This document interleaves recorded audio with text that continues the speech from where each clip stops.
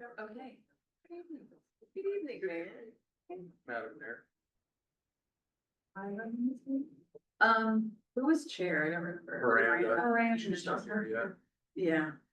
So, if the budget committee members don't mind, we'll turn it over to Finance Director Moody and he'll run from there. Yeah. It's not gonna read tonight, is he? Huh? Oh, yeah, I've You don't got read anything verbatim. 2 pages to read. It's just prepping you for the budget message, Yeah. so, no. Thanks, everybody, for being here tonight again. This is the second of our 3 meetings leading into the budget process. Want to start by introducing you all to Amanda Carey, my replacement. And Amanda will be guiding you through the budget process this year. And we'll have all of the support and backup and documentation and stuff that she needs in order to do that. So she's here tonight just to kind of get to know you all, as well as kind of take advantage of kind of where we're at in this process of just keeping everybody up to speed. So I want to take that opportunity to introduce you to me. So some of you have already met her, but some of you have not. So that said, there were a few things that came out of the meeting last time that I just wanted to touch on and update you on. And so we're continuing to monitor the public safety fee. It's still bringing in about $68,000 a month. We expect to collect about $816,000 this fiscal year as a result of that public safety fee. Nothing, no surprises there. It is very steady, as you would expect with something that's billed on utility bills. We talked a little bit about the fee study that we're doing at the last meeting. That is in draft and with our city manager for review. I really don't know where that stands. I'm not gonna put you on the spot. It's just, that's where it is. It's in review. It's coming to the council in work session Tuesday of next week, where Chelsea, our accountant, and I will go through it with you or with the council in some detail and provide for that discussion in anticipation of being able to bring it to the November 20-something meeting, November 3rd meeting, 20, whatever, some meeting in November, to be able to bring it to the council for adoption. That gives us a little bit of time to do some adjustment if we need to between the work session and the meeting. In general, I mean, I don't want to go into a lot of detail about it, but what that fee study allowed us to do was consolidate and streamline some stuff that's currently in the master fee resolution. We had some departments charging one thing for copies and some departments charging something else. It really didn't make any sense. So we were able to standardize that. We're getting rid of some things like a special licensing fee for cigarette vending machines, because I haven't seen one of those since the 70s.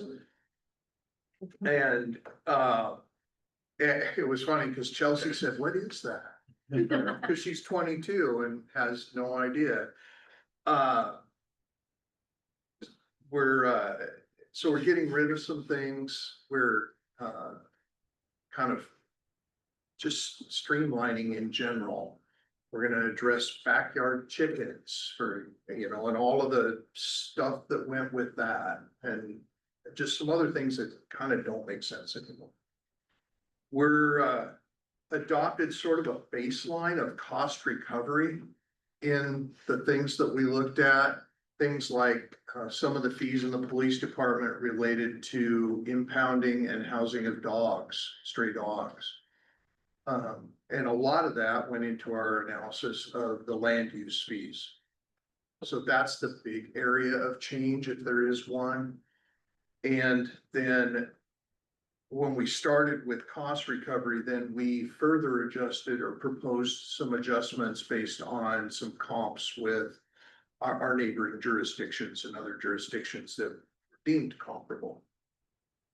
I guess the big message to take out of this is it's not gonna save the general fund, but it's a component of doing the right thing to get us moving in those directions. Is this an internal study or did you have a It consultant? was internal.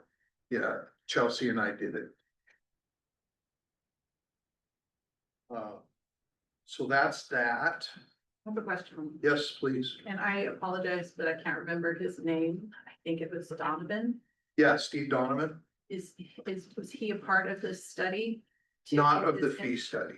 But this fee study does address SDC. No, You're not just. no, thank you. And I meant to mention that we did not do anything with utility rates or SDC fees because those are handled through a different process. And there's statutory requirements on how we handle them. Yeah. So, yeah. Can you give a little clarity about the fees around chickens? Well, so Are you making they're it harder or easier for people to have chickens? really easier. Okay, It was quite a process. Way. and that's my And concern, it's- is I and don't want it's people to more- hear that we're making it harder. Yeah, it's more not about the fees in this case, it's more about cleaning up the process. Okay, There was like 18 steps. Yeah. That administratively we had to do so somebody could have chickens in their I had backyard. to submit like a site plan. Oh, Yeah, almost. I mean, no, No, you really had did. to. Yeah, yeah. It was not, yeah. So what we're, just in general, what we're proposing is that we'll just, people can have chickens and then we'll deal with complaints or issues through the normal code enforcement process. feels rational. Yeah, yeah. Most cities. I mean, I remember this process because I checked it out and I was like, whoa. Yeah. So, And we have no idea how the process came to be that way. It makes no sense. And the onus on staff is incredible, Oh, yeah. because it's all through Myra's office, and that's one person trying to monitor and well, all. Send a lot of letters. I have to send a lot of letters. We offered to get her special shoes for tracking through chickens. But My anyway, neighbors tease me. Hey, I got a letter about, sounds like you wanna get chickens. business licenses, instead of having various categories of business licenses, we're gonna have a business license. And it'll be the same fee for everybody. We'll do away with the business registration, which was for those people who didn't have to get business licenses. I mean, it was just confusing. Yeah. And it was administratively a nightmare. Yeah, so it's consistent, it's fair, everybody understands what it is. It's not, Joe's $25 fee, but Jane's a $35 fee. Cause she maybe ran a dance hall Right, so with cigarette vending machines. I didn't realize the city had business registration. How does that jive with Secretary of State business registration? I don't know. It's not unusual for local jurisdictions to also have a business registry. usually we have business licenses, but a registry without a license is relatively unusual. Yeah. yeah, And we have both. Yeah. and in fact, Salem doesn't have a business license fee or a registry.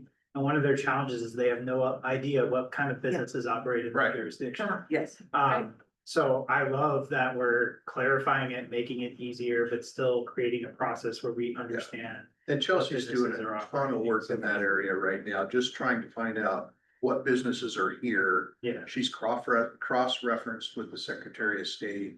She's just doing a ton of work.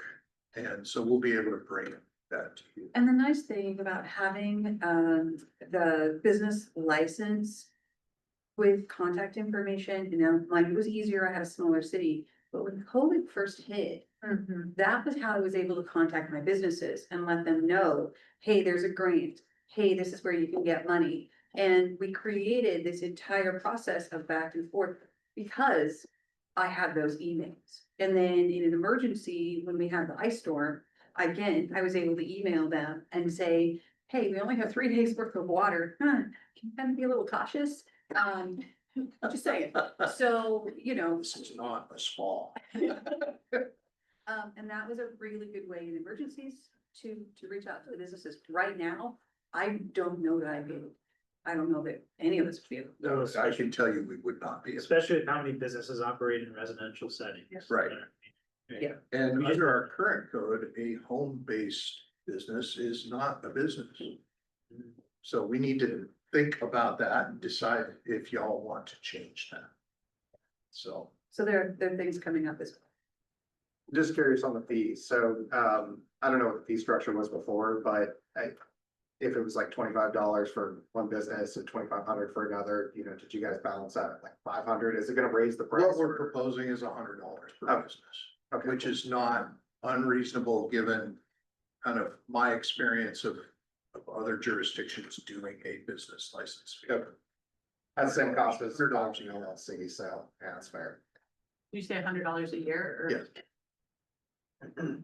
That's what we're proposing. Again, the decision's yours. That's Councils. what I mean, yours as counselors. So I'm looking at counselors. The Counselor Moore, or, $100 fee, yeah, I remember when the $25 fee went in, and the main purpose of it was exactly what Kenna had said, which is to know how to get a hold of people and what businesses were in town. Now, I've scrubbed the property records and everything else to get lists of businesses and the registrations with the Secretary of State. We have a ton of home-based businesses. yes, we do. Are we, and I can bring this up in the meeting, but are we proposing $100 a year for them too? That's completely up to the council. Okay. Like, in our current code, anyone operating a home-based business is excluded from the business license or the business registration fees. I will say as a resident here with a home-based business, that would double my annual costs for maintaining my business, which, you know, it's only $200, but it's still a doubling, so that's something to keep in mind for council. So, Because we're talking about 400 in town. yeah, Yeah, and that's gonna be a burden for a lot of them. Me included. I think it's only $50 to register the Secretary of State. yeah. So again, That's a It's- discussion for now. we had to have a place to start. Yeah. So, And isn't that a one-time fee? No, you're, it's annual. you're supposed to, but most businesses, because there's really no enforcement. There's a Right. lot of businesses who struggle to renew. They don't know if they need to or all that. There's a lot of issues with the Secretary of State's registry. When we got ARPA money, there were businesses that weren't registered with Secretary of State that couldn't apply for those grants. So, Right. Okay, so moving on to the next item. The Urban Renewal Board took action last week to move forward with a development plan for the 3 properties owned by, or currently held by the Urban Renewal Agency for sale. The council's aware of that, obviously, because they act as the Urban Renewal Board. Some of the rest of you, there was a fair amount of conversation at our last meeting about what what might be done with those properties in terms of and the impacts on the general fund. So going down that road of a development plan will help meet some of the city's goals. It will take a while.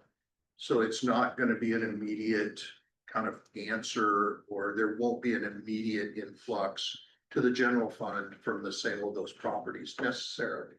We don't know how long it will take, but they're having a development plan meet some of the other city goals in terms of how those properties might be utilized. Is We that don't- fair? Yeah, we don't know how long anything will take. Right, It could take 3 years to sell the museum building. It could take 6 months. it better. I'm just saying. Kidding. Just kidding. That's just the finance guy talking. There was a lot of discussion around Indie Days and where that stood and what that transition might or might not look like. I'm gonna ask Anna to address that because, to be honest, I'm a little out of the loop on that discussion. So council did address that at the last meeting. There's a group of community members who have stepped forward and have agreed to take on Independence Days. The council approved that and they approved the memorandum of understanding. So that is moving forward. We'll keep working with them. We have equipment that is theirs, ours, and we're all gonna work on separating that. And we may have some seed money that they can take as a loan. We're gonna continue to work with them so that Independence Days can flourish as a community event. That's kind of where that is. It is off it. We will be coming back to the council to remove Independence Days and Hop and Heritage from our boards and commissions because they're no longer ours. And are they gonna be taking the money that we discussed, the economic development fund? They've not said yes or no. They know it's there. Okay, So I guess I didn't realize the Hop and Heritage Festival was part of that conversation.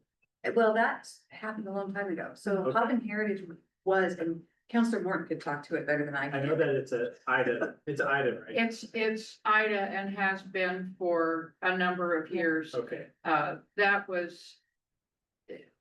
We kickstarted or defined what the Tourism and Event Commission was. And it did initially include Hop and Heritage. Independence Days was later. That came in because it used to be run by a private committee in town.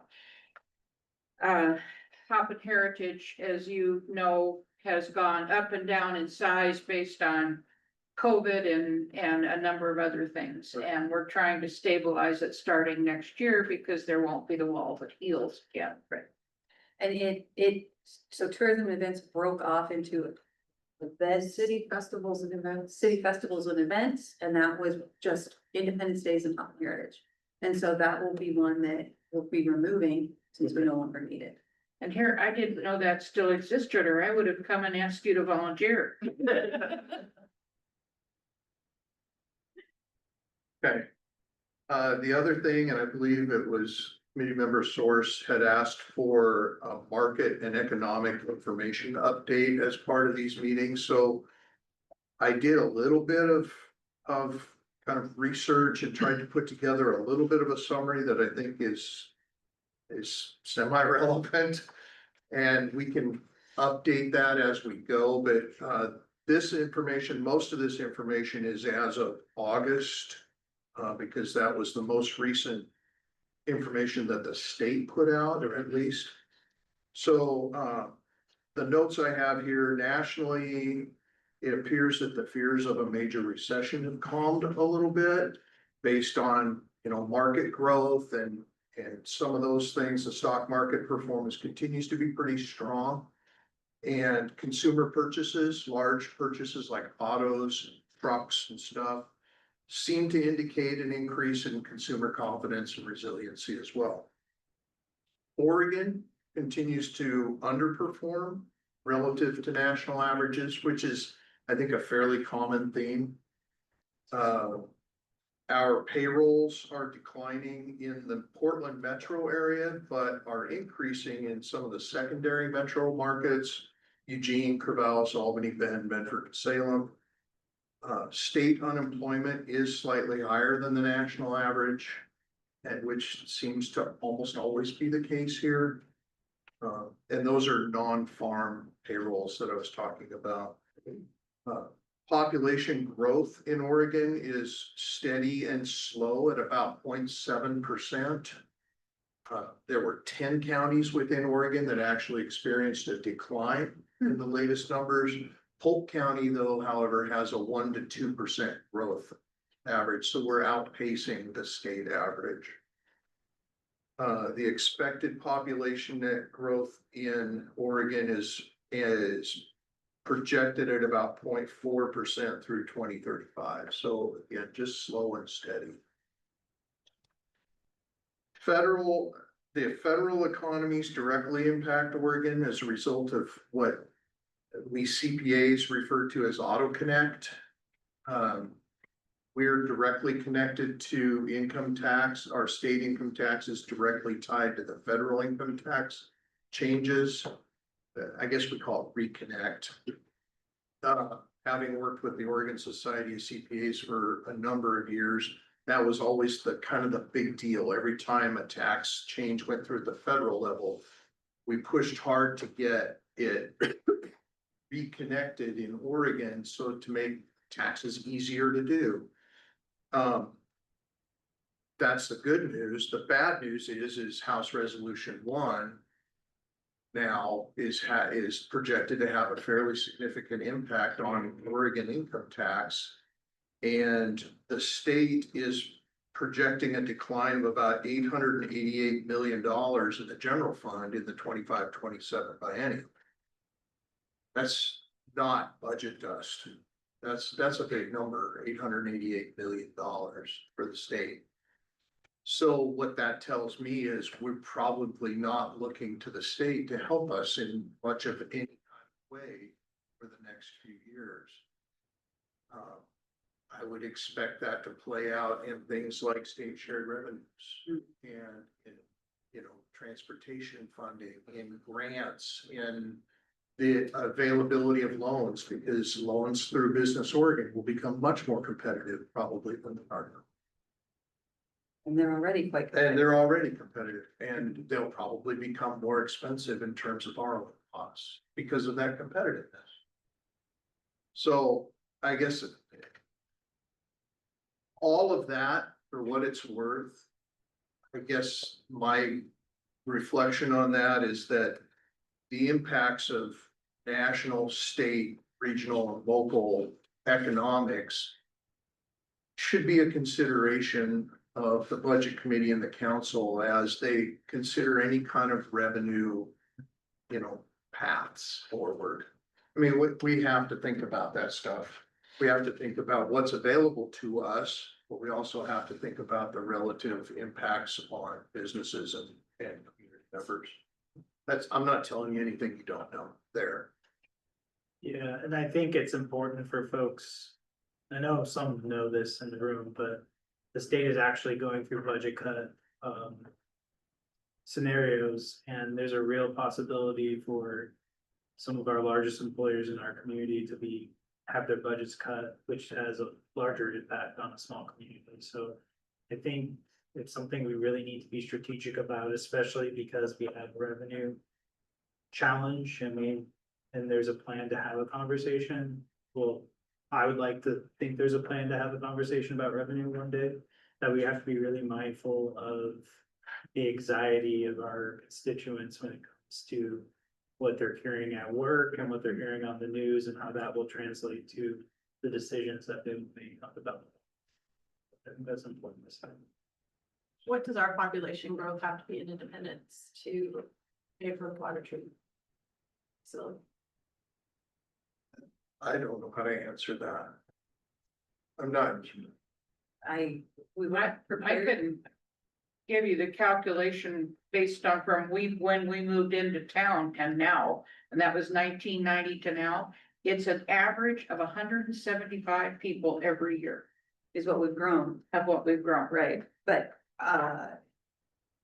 that's something we can't calculate at the last minute. We can bring it back. The problem is that, as we've talked, residential doesn't help us necessarily as much as commercial or industrial. Residential, we only get a portion of the property tax. Commercial and industrial, we get the full property tax. Commercial and industrial generally use more water, so they pay a higher rate, they pay more than residential. So commercial and industrial help us more across all levels. So that, with that, then, I guess if we could come back to it at some other time, then what does our commercial growth have to be to help offset the costs of the water treatment plant? That would depend on what type of commercial, what type of industrial. Some are heavy water users. I don't know that we can get you a really good answer. We can get you generalizations. Well, it just makes more sense. It makes sense to me if we have some sort of idea of how we're gonna pay for this water treatment facility. So is it through economic and commercial growth in our community that's going to pay for it, or how? Well, it's through everything, Counselor. So as we've discussed previously, the water treatment plant is a significant project. And so it will be paid for by SDCs, it will be paid for by rates, it will be paid for by loans, it will be paid for by grants. It will be paid for by every single possible bucket that we can find. Right now, the design is paid for by the 7.1 million that Sean and I just got from Business Oregon. That takes care of the design. We are looking at the federal government for WIFIA, which is a very low interest loan. That would be paid back with user fees. We've already taken a look at that when we had Donovan here and set that up. We're also looking at grants, so the brick grant, if the brick grant never comes back, we have to take less WIFIA, so the brick will pay for that. So that's why we can't really answer you, because we're not looking at one thing, we're looking at an entire portfolio to pay for that. And that's In why people are addition- hesitant on moving here, is because they don't know what their costs of living are gonna be in Independence right now. And it's, I think people who already live here, and I'm just speaking for people like me and who I've spoke to, there's real anxiety about our water bills and how we're gonna pay for things. And so I think if we could have some sort of a better idea of how people are gonna like plan for the future and how they can do it, I think it'd be great to have some sort of guideline. I know you're saying it's impossible and or difficult, but for people who are struggling to make ends meet, it's a real significant issue. Again, we can do generalizations, but there's hundreds of paths we could take. And I think the reality is that what is more stressful, not having water or paying for the water that you use? So that's. That it's only, we will only not have water if we double our population. So we have to remember that we have to significantly increase our population independence to worry about them. That's not what the statistics And the say. infrastructure is failing. That's not what the statistics say. That's a part of it. And you're trying to get as much free money as you can get, always. I think there's important to remember that we're not the only community in this place, so if somebody moves to Corvallis, if somebody moves to Albany, if somebody moves to Salem, they have their own infrastructure challenges, right? And so we can't guarantee anyone moving into this community that we can predict what their monthly costs are going to be for any length of time. No more than Salem or Corvallis or Albany or any of these other communities can do that. I think everyone is facing economic pressures outside of our control, certainly outside of Kenna's control, of, being able to predict what exactly that's gonna be. And I hear you. Ourselves, our neighbors, everyone is very concerned about economic outlook, rising costs. City pays those just as well as our residents. And so how we message that, I think, is important, but there's no way that we can guarantee to people what their monthly costs are going to be. Because we don't have that magic crystal ball either, so we don't know what's gonna happen 3 years from now, 5 years from now. I'm sorry if you thought I was looking for a guarantee. I was just kind of looking for just an idea of how we could pay this. But if there's no answer, that's. Yeah, so. It just depends. Yeah, and so I do want to be clear, though, that the water treatment plant project was considered in this last round of rate setting and STCs. And so those rates that are projected and have been adopted by council and have an escalation factor over the next 3 to 5 years were set with the anticipation of being able to pay the costs of this water treatment plant facility, understanding that we'll have some estimated amount of growth that will come with STCs and with rates, and then going after these grants and low interest loans. So we have a package that we believe will pay for it. But yeah, I mean, we're anticipating some small but consistent level of growth in the community over the next. I don't know if that answered your question, Donna. But I also think that even if the growth that we project isn't there, we still have that opportunity. There's an opportunity cost for not doing these things. Sure. And it becomes an attractive thing to recruit business and residents when we have this. It's something that our economic development team can go out and say, we just paid for a new water treatment plant and we have water rights that are secured. And that's not something that most communities can say right now. So it gives us a strategic advantage, especially for businesses that require a lot, which are all the ones that pay a lot of money to their workers. So Unless it costs too much to have that, like, if it comes down to the fact, like, right now, our water bills are quite high. sure, So I pay it if- too. right. Yeah. I mean, my water bill was 300-ish this summer. And I'm just like, it could be factor, we just don't know. If it doubles our water bill, it could be a huge deal to a lot of people. Well, absolutely, yeah. Yeah. I'm not trying to dismiss pain, I'm trying to say that I think the costs of letting it fail are gonna be more expensive than the cost of making these investments in the long run, and we'll see it in different ways. It won't directly be on a person's bill, although some of it will. But we'll see it in other ways that hurt our community because we don't have the opportunity to make strategic decisions because we didn't do this. And I think that's what we're trying to be mindful of the cost to our consumers and our constituents, while also making strategic investments that make us competitive. But I definitely hear your concern and agree with you, Councilman. That's accurate, Counselor Source. We were talking about economic trends. One that I noticed yesterday, because I got my love note from Polk County, was that my property, real market value went down 3%. Wow. Interesting. I'm talking on that, so I apologize, but maybe I don't know. But I got my property tax bill too, and a thing that I thought was interesting that I think that folks need to really look at is the difference between the real market value and the Yes. assessed. Yeah. Because mine was over $250,000 Different. different. Yeah. And so, Mine was too. although I'm not saying I would love to pay that full amount, that's not what I'm saying. I'm saying that you can see the difference in what our communities are able to generate in revenue Yes. between what we should be and what we are because of the property tax measure. Measures 5 and 50. And Thank goodness. I'm not 100% sure, well, just so you know, Polk County voted against Measure 5, so that's important to know. In 1990,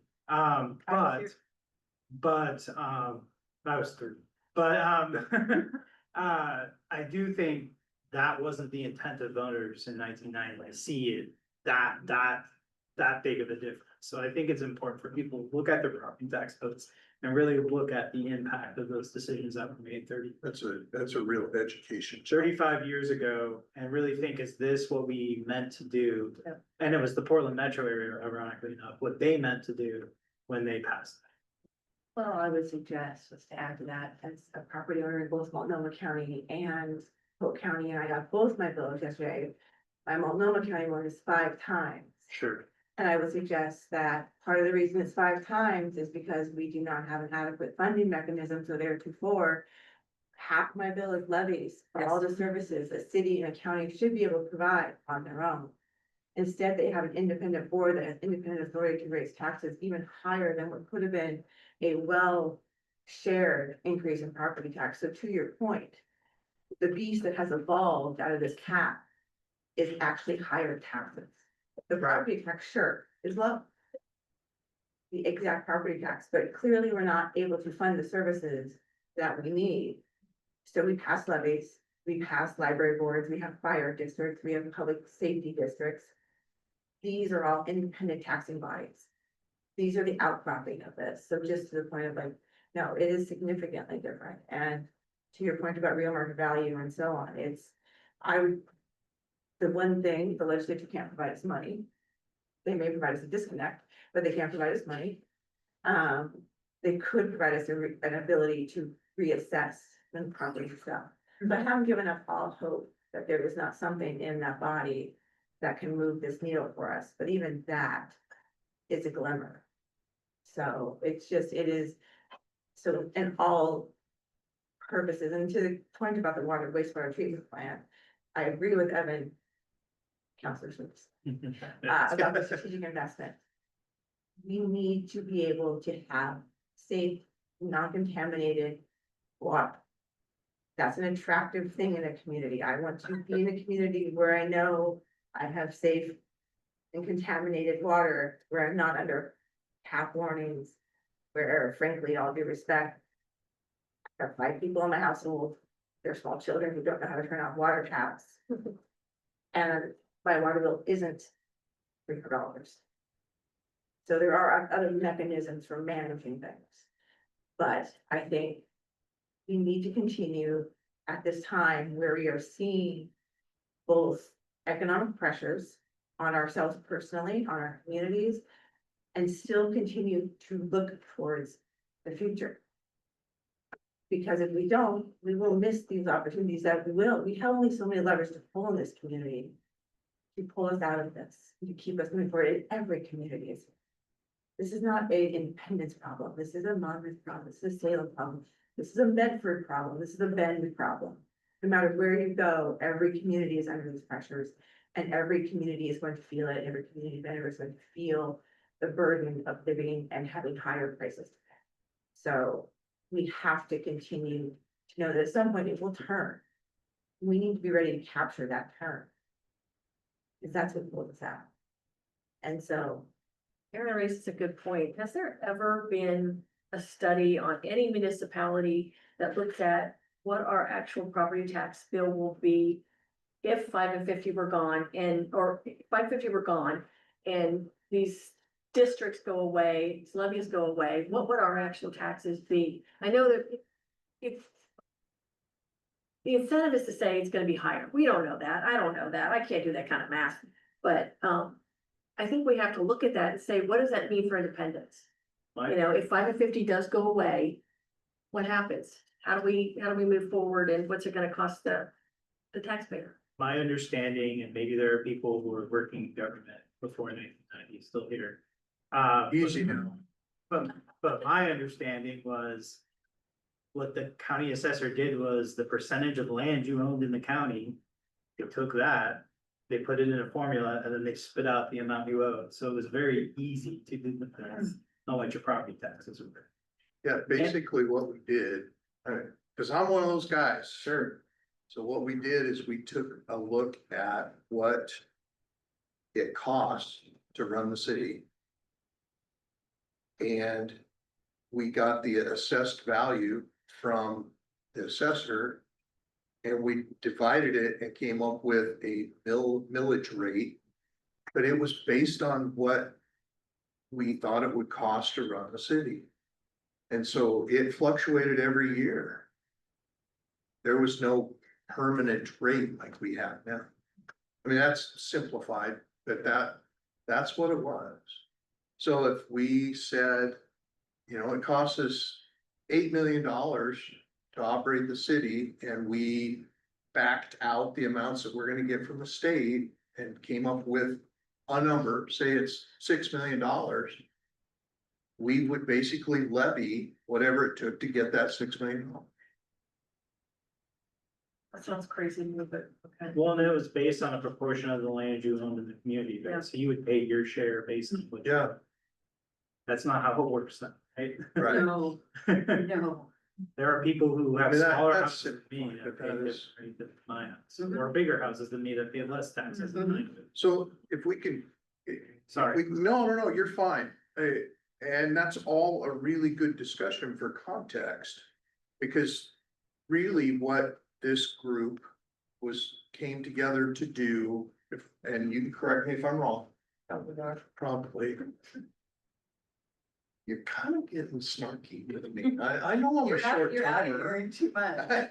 So- Right on your door, you know. I know, I got kicked out of my office, but to try and gain all of this context so that we can continue to explore ideas for what you all are gonna have to face as you go into the budget this year.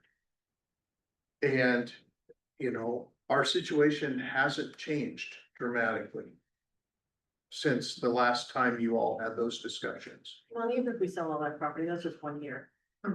Right, We're right back at the bottom. right. One-time money, Right. and it can buy us time. That was always the intent, it will buy us time. And that's what you all tried to do with this last budget cycle, was buy some time to make whatever decisions you all have to make. And just Mr.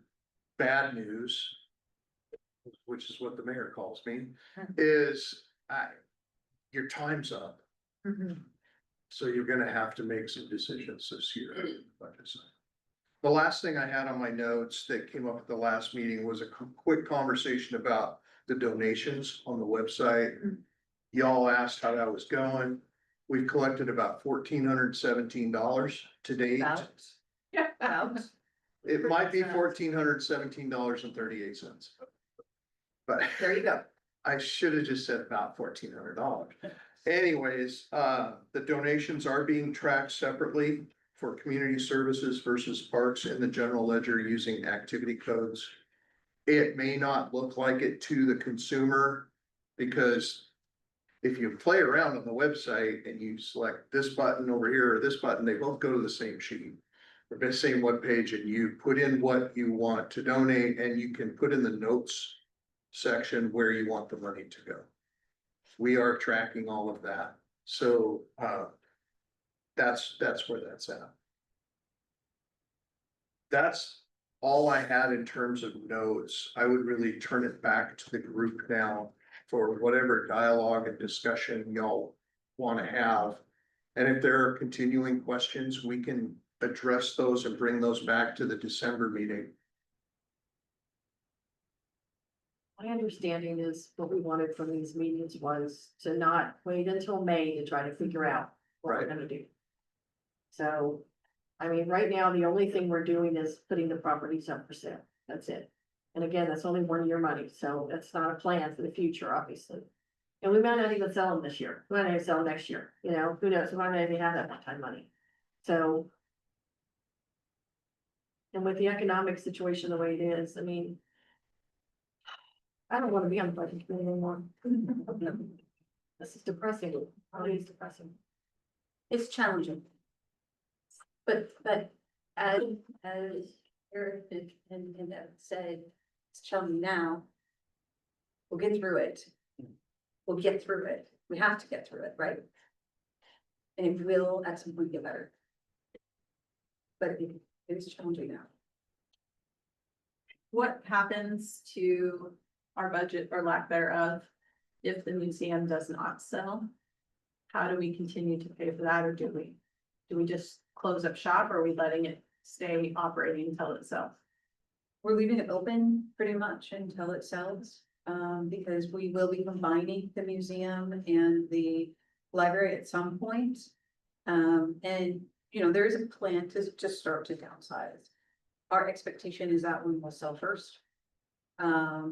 But the savings from shutting that down are, $73,000 a year for mortgage payment out of the general. yeah, but we'd still have to pay the mortgage, but even Well, if, if we sell it. yeah. if we I'm don't sorry, do I it- thought I No. heard sell, not shut down. Right, so My bad. if it's still, we own it. But we don't have anyone in it, Utilities and it's a nominal it's amount, not. and so we're. But it's not in our budget for next year to pay for it, correct? Well, we haven't done our budget for next year yet. I mean, wasn't. It, our it's plan. in this budget. It's It in is this budget. funded in this budget.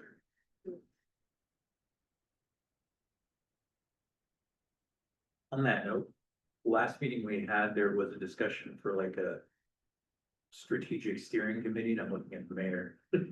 Yeah, Do you have an update on where we're at with that? yes, so probably looking Yeah, like task force, sorry. like a November timeframe, What was that? November timeframe. Okay. Yep. Great. We can remember what that was. I wasn't at the last. Essentially, it was just a group of, I guess, advocates or consultants that can get together and develop a plan for how we could continue to have our community services department or a version of it and create potential funding sources for it. I think there was discussion about a levy campaign possibly, but it's a very long-term one. And in the meantime, what are we gonna do? Because there's a lot of private, we could say nonprofit organizations that we could approach to get donations for, say, like reconstructing the library and adding a different, section for another level. They've talked about that for years, but now that the two departments are one and the same, trying to figure out how you can create a more, I don't know, holistic department rather than. Levy campaign. I mean, that's what it sounds like you're saying. Let's just say it out loud. There's two components to it. though, Yeah. Because you're talking about operations of the departments, but then you're also talking about a capital improvement project, which is two different types of costs. So the question that came up in these meetings then with the library advisory board, which I'm the president of, is, well, okay, I mean, the library and the museum have operational funding deficiencies, right? Because the general fund, everybody does in the general. But if we're going to try and save costs by creating a combined library museum edifice, whatever it is, right, building, what do you do first? The chicken and the egg, like, are you gonna work on trying to get the operational costs to get library museum to continue in perpetuity, or are you gonna try and do the capital improvement fund, which is creating the building where they will do their operations? And there was just kind of a confusing back and forth on how to do that. So plan was, let's get a task force of people just to focus on that. Not trying to put the cart before the horse. Like, we don't know what the solution is, but we need someone, a group of people to plan for it.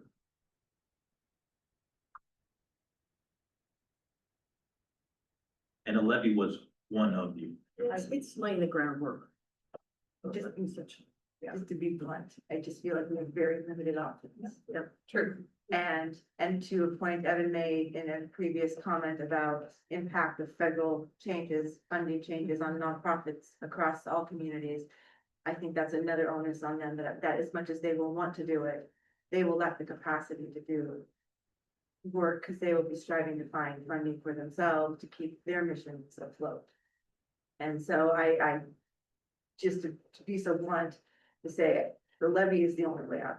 So, I mean, I don't see, we are pulling levers with fees, those only get us so far, and those, to other points. People live in this community, and to brief discussions about impacts on business in this community to pay an increase in a fee, it will have an impact. A levy will have an impact, I'm not gonna pretend it doesn't, but we can be forthright about what we're doing. Spread that across our community for everybody who wants to utilize the services that we're trying to protect. Or we can put it on the backs of specific users who believe, who could have the ability to leave this. And so, I mean, I just don't want to spend time barking up trees that aren't going to get us anywhere when we have a very limited window of time. If we're looking at something electorally based before we find ourselves a year from now or 6 months from now, June isn't that far away. With next year. At that point, we've lost the library, won't matter if we can build it, we will close it. We will close our parks. They will be in disrepair to the point that it is liability wise safer for us to close them. I mean, I recognize there's a cost to everybody. I recognize that cost should be shared amongst all of us. So it's just, I wanna focus on what we can do and what will garner us the change. Let's invest in sharing with our community why. I don't think anybody's not saying there won't be a levy. And the point of that, so. There's work that needs to be done before that we didn't do the last time. And so even if we put the levy on the ballot in May, we don't realize that money until November. So we've got from June, the end of June until November. What are we doing that with that gap? You know, We have a number of options, Rob. Huh? We have a number of options for the gap. Okay, well, we have a couple, not a number. gonna come out of your purse account. Yeah, I mean, there are options, there's always options, you can borrow to fill that gap. That, it's not optimal because it comes with cost, interest costs, that you have to calculate how you're gonna pay those then. And we borrow against our tax revenues. So. And so that is a tool, but then you pay it back, and so it's kind of the having Peter to pay Paul. Well, and it can become a vicious cycle, Yes, because once you start tax anticipation notes, it's sometimes difficult to wean yourself off of them. What about a furlough during that period of time? only I if mean, you that's don't want not anything anybody wants to do, but Well, only if you don't want anything to happen, because we've cut so far, right? If we furlough, we are running so lean, that was what, that if we furlough, essential services will be dropped to very nominal. I mean, we still have to do things like, it would be almost impossible to furlough fire. No, I mean furlough just the community services. For sure. Oh, that much. Of the staff, yeah. Then we would lose, my expectation from a manager standpoint is I'll lose my staff. I'll lose my staff. We have incredible staff that I've lose, yeah. You know, And furlough at the federal level, I understand. right, But they don't furlough because of costs. They furlough because of the legal authority to obligate the government. Well, It's that's not, true, it's not, that's you're, true, yeah, you're not gonna get a That's revenue true. problem solved by furlough. Or cutting. like furlough, yeah. What I, You're not Yeah, saving any you're right. money. It's a revenue problem. It's Yeah. not a spending but problem. what do we do from the end of June until the property tax? I don't know. I'm just telling you that. Yeah, The only option is really far. borrow money, potentially if something sells, right, that's a saving grace. Yeah, you could utilize one-time monies for that gap. Which is why we're. It's, I mean, it is. Hopefully it's a one-time situation, Right. but it's, again, those aren't optimal either when you look at where our fund balance is in the general fund currently at considerably less than $1 million. And our target's 1.8 or 2. Isn't there a way of, and I'm just researching this, just to try to get into this, but I started reading this book called The 21st Century City. It's discussing how you get rid of like line item budgets to be more efficient with how you spend your money. Is there a way we could just revamp our budgeting cycle? And again, I'm just starting this book, so hopefully when I get into it more, I'll come back and more research into this. What did you say it's called? The 21st Century City by Mayor Stephen Goldsmith. Thank you. And he talks about how he revamped his whole city budget and saved his city from, you know, situations like we're facing right now. So I got this book just recently, just to start reading it to see if I could figure out if maybe we revamp the whole budget cycle and got rid of these line item things, maybe we could do things to save our museum and library, because it brings in competitive cost of measures into our community for like public works, stuff like that. So I mean, maybe instead of just looking inside this box and saying instead of deciding it's a revenue problem, not a spending problem, maybe it is a spending problem. And if we could somehow fix this spending problem we have, or, you know, way we line item budget things instead of, you know. So, You wanna go ahead? yeah, just a couple things. And I know that's premature, but. Yeah, no, and I'm actually kind of interested in what you're talking about. We have two things that are considerations, and one, they're both kind of practical considerations. I'm not saying it would or wouldn't work, but we have to follow local budget law in Oregon at this point. And local budget law prescribes not line item budgets, but it prescribes how it sets that we have to adopt budgets by categories and such. So it gives us some fences around how we can and can't do it. That's the first thing. The second thing is, and maybe I'm overgeneralizing this, but if this is what it costs to run the city, and I wish it was round, because pies work really way better than a sheet of paper. And we want to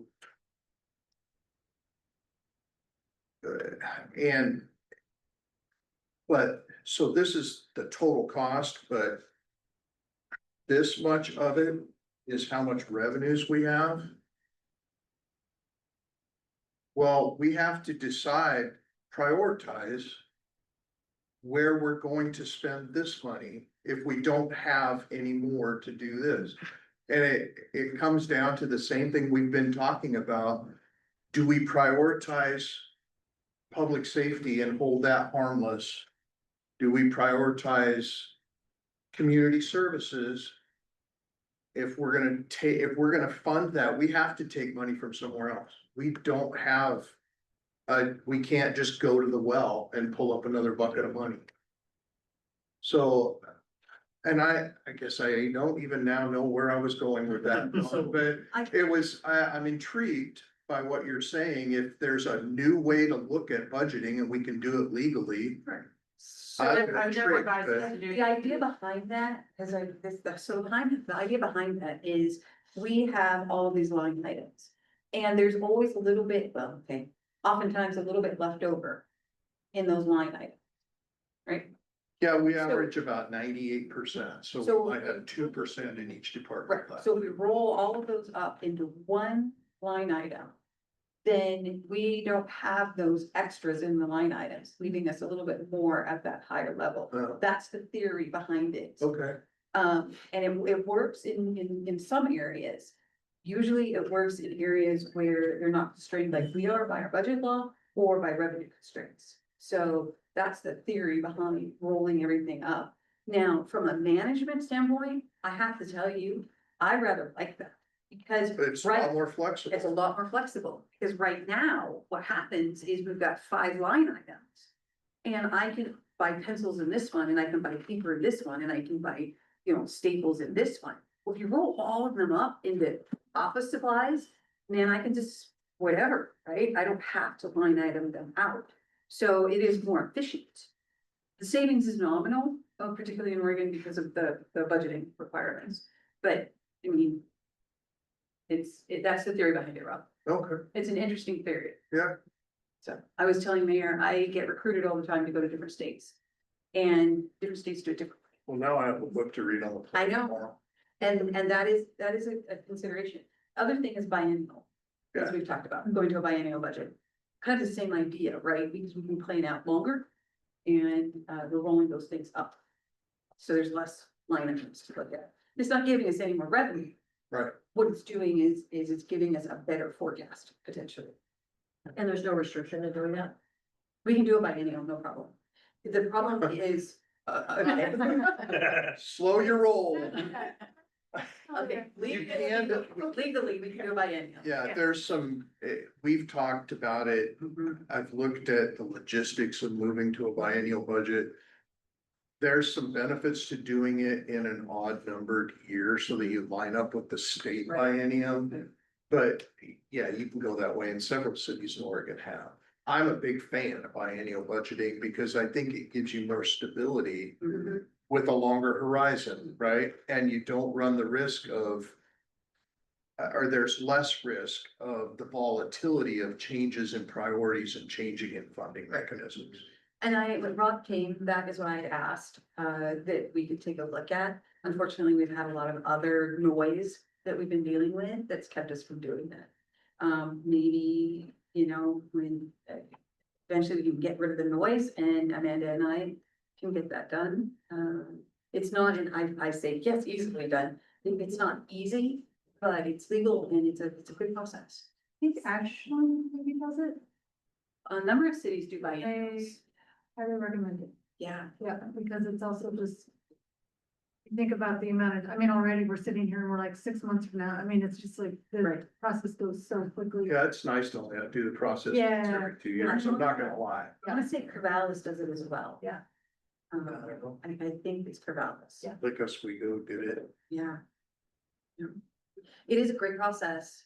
We just, again, staff capacity and all the other things that we've been dealing with, if we get rid of the other, things and really focus on what's important. And I think there's value in lining up with the state too.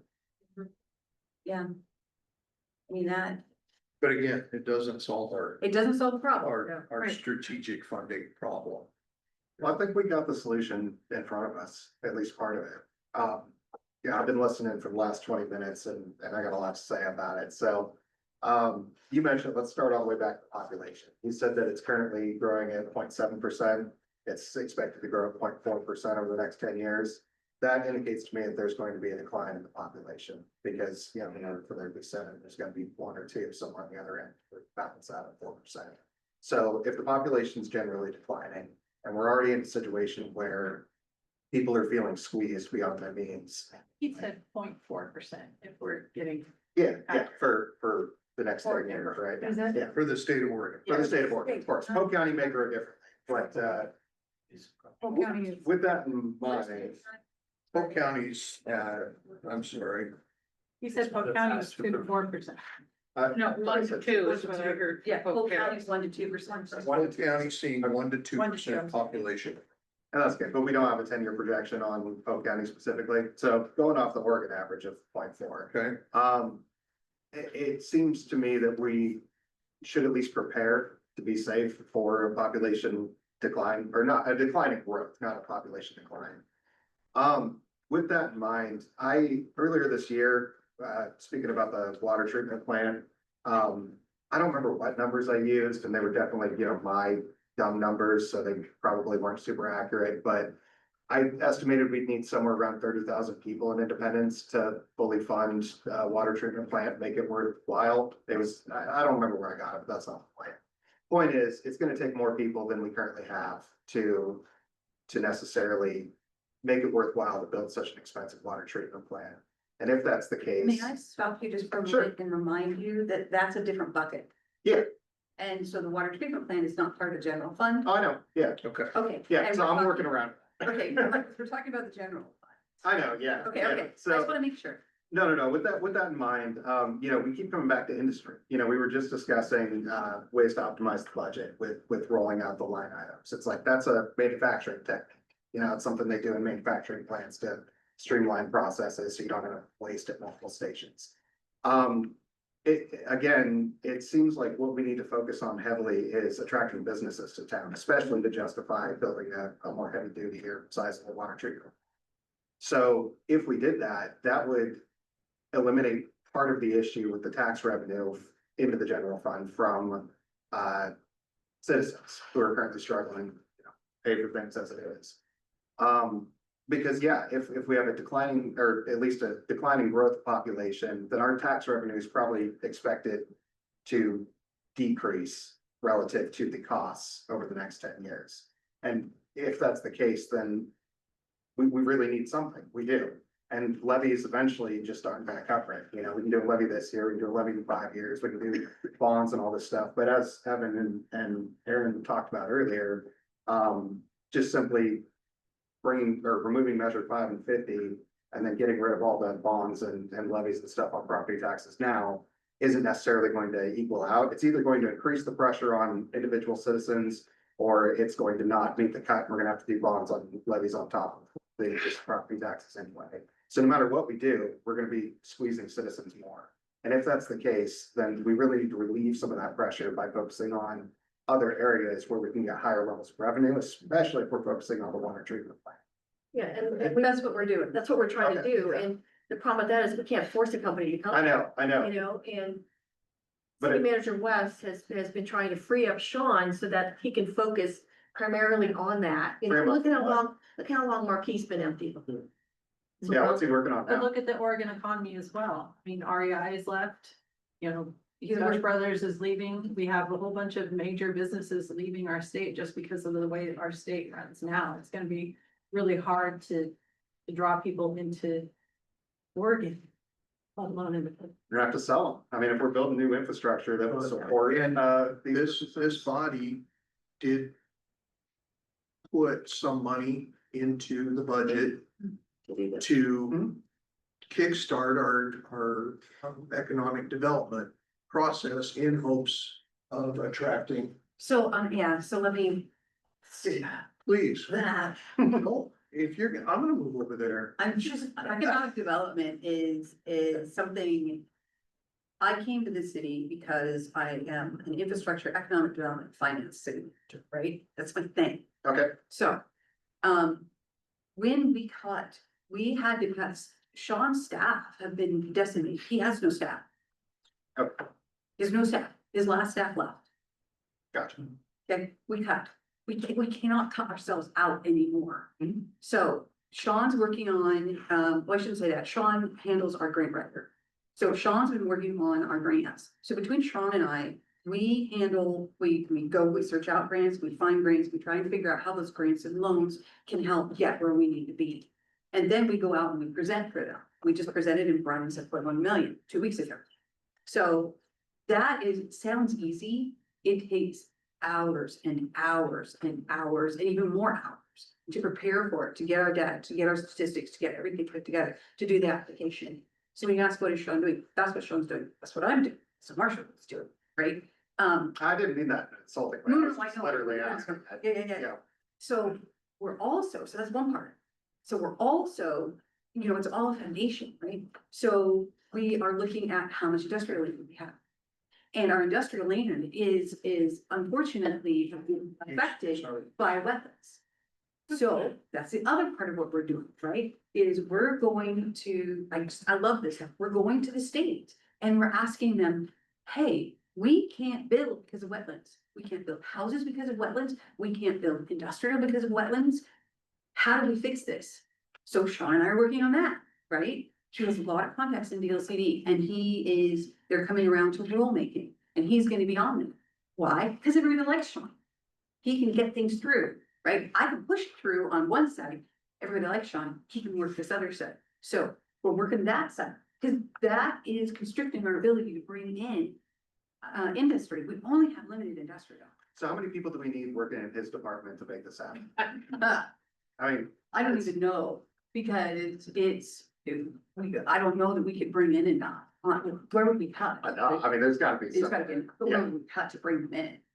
Should I say something real quick? I'm sorry, I have to go pick up my daughter, and so I'm gonna finish watching this at home. I apologize for leaving early. But before I go, I'd like to say that we all just made an argument right here of why salaried staff should be working Fridays, because they need to be at work. We do work Fridays. We So- just don't work here.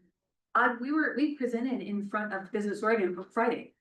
We work on Fridays, counselor. That's what you don't seem to understand. Guess I didn't understand that, but I Yeah. still think the civic center should be. We work on Fridays. Myra works 4/10s, but she still works on Fridays, even though she's not supposed to. Because every email I've gotten since, when I emailed the city on Friday, they say, sorry, we're not working. That's just my emails. No, you don't, because I send out a weekly report every Friday and you get it every Friday. I gotta go, but I appreciate all your.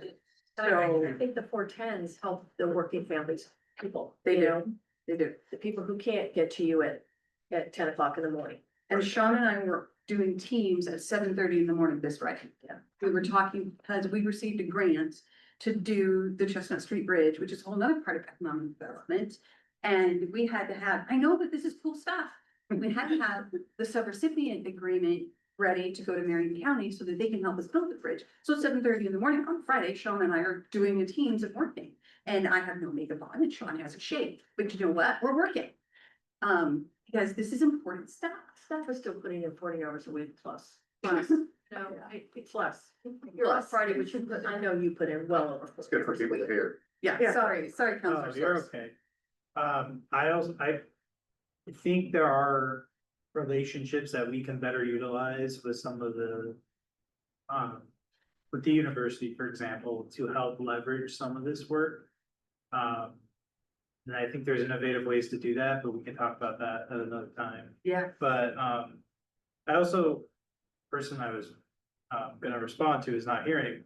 Maybe she'll watch it later, but I think it's important to note the places where the businesses are leaving are really localized. It's the Portland metro area. They're not leaving from Salem for the most part. They're not leaving from Eugene, they're not leaving from Medford, they're leaving from Portland.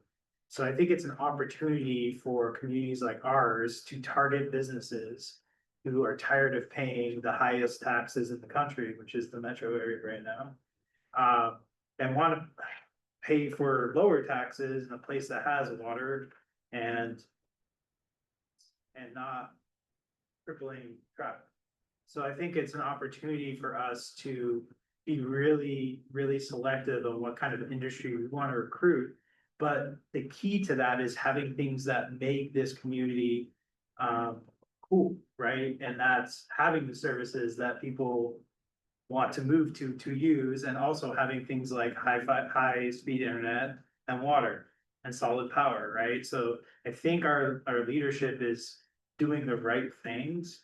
I think they've been dealt a really challenging hand by decisions made long ago and changing dynamics that, from the top down, from the federal government down, right? So, I think our jobs as budget folks is to communicate to our neighbors and our friends that like our leadership is going the right direction and we need to find ways to work with them to find opportunities to selectively invest. We're actually ahead of the curve as the world is evolving. And there are more people working at home and more people doing 410s and all of that. That we're providing an environment that is going to be friendlier for business. Flexible and friendly. Unless we put $100 fee on all businesses. Yeah, I mean, I think there's ways to work around that, right? Cause I hear what you're saying. But I think that's the solution is how do we recruit businesses that just can't make Portland work anymore and come down to the. That's really the solution. I mean, yeah, if we gotta do something to get more staff in here to make that happen, then that should be a conversation we have at the next meeting or when the year starts next year. I think it's so important that we do something other than apply more pressure to citizens. I don't think more staff is even a possibility, consultancy maybe, but I don't see where we could. I mean, we're gonna have to lose staff to gain staff. Right. You know, and maybe lose a lot more staff because you're talking about people who make a lot more money than the people we're talking about letting go.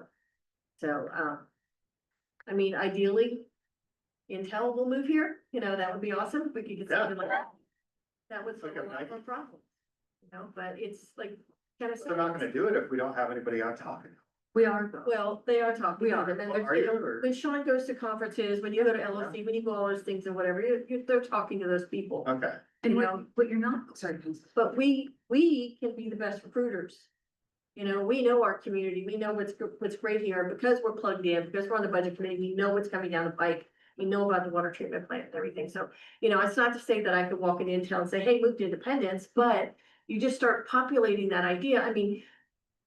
Those apartments down by the river got full because Portland realtors found out about Independence.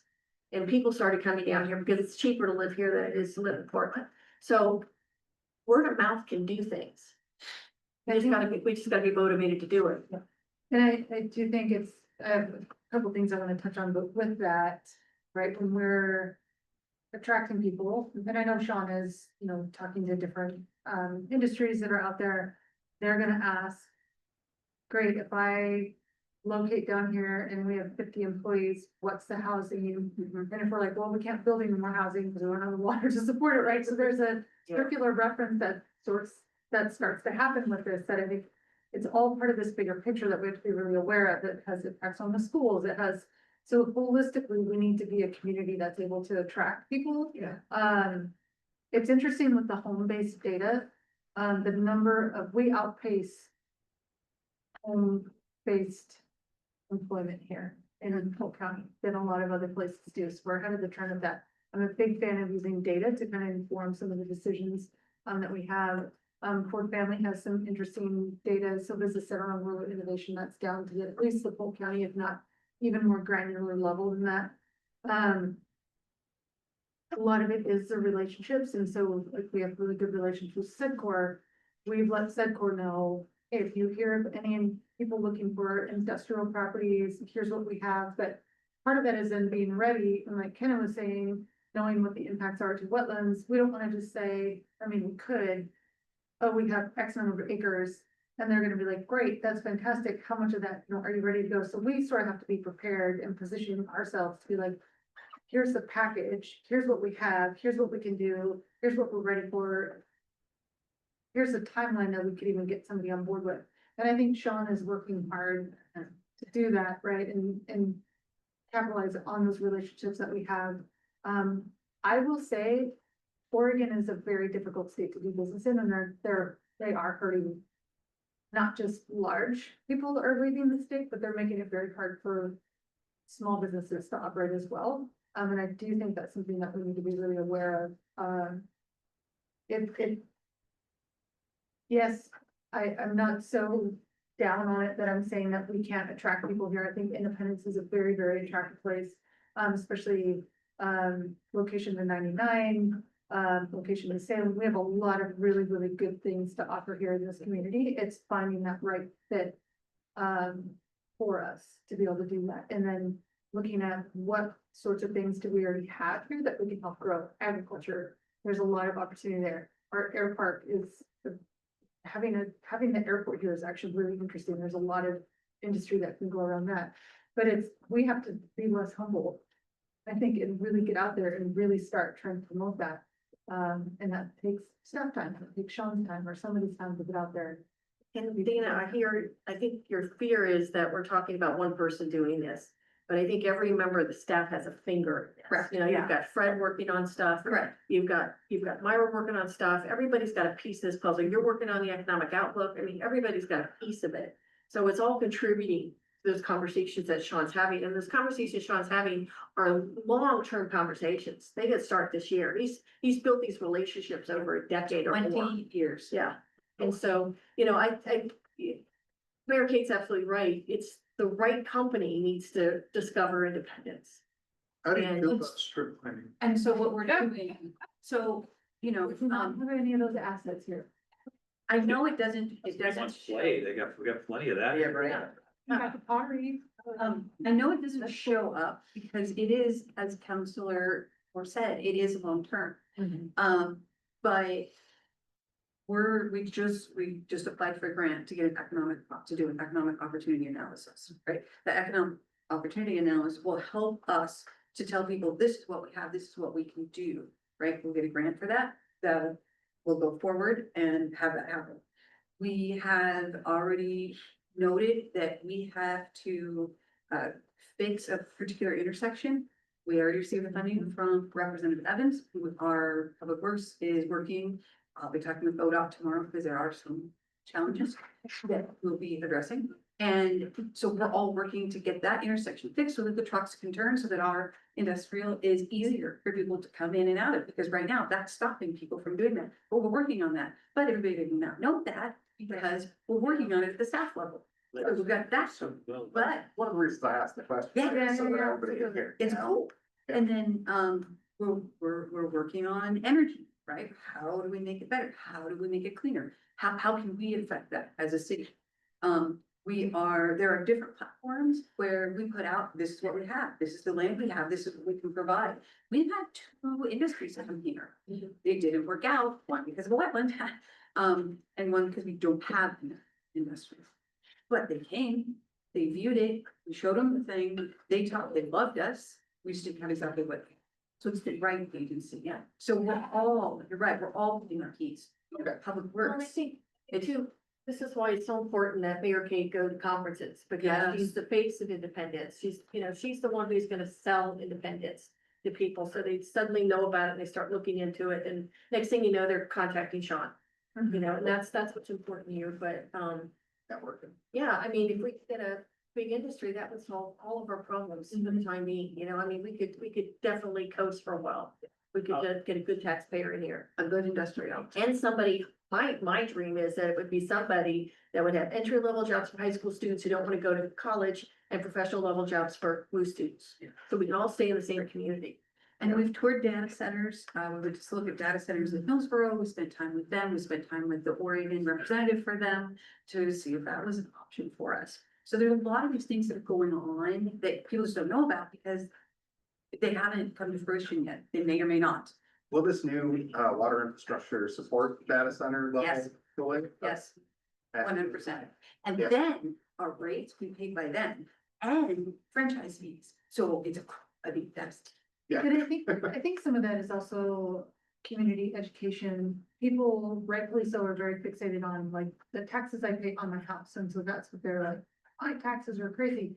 And at the same time, they're like, I don't want the community to grow, I don't want new industry, I don't want more industrial, I want the community to stay the same, and it's like, well, we can't have it both ways, and if we have some targeted specific industrial, that takes the pressure off of our taxpayers, and if it's couched that way, people might I think so. understand it a little bit I better. think that gets to something Councilor Source has been saying for a while now, is we have to figure out that communication. Yeah. You know, it's not enough to say, we can't have it both ways. We have to say, we are trying to There's a keep the mix. property taxes where they are. There's a We're good trying to mix. find other sources of revenue, The so that only, you don't have to pay more. the only city that, and I learned this at a conference with Sean, and Sean is a rock star, and you go to a conference with him at economic development. Economic development. It's the, He's the best. it's the in state. funniest thing. He really is a rock star. Yeah. But anyway. Yeah. Woodburn is the only city that's not facing, in Oregon that I'm aware of, that isn't facing some of the challenges Yes. with Measure 5 and 50, because where they are and it's just a happenstance of geography. They have I-5 right there, so all of a sudden Amazon wants to move Yeah. there, Amazon pays for everything, right? Amazon pays for a new energy plant, Amazon pays for a water treatment plant, Amazon's paying for roads.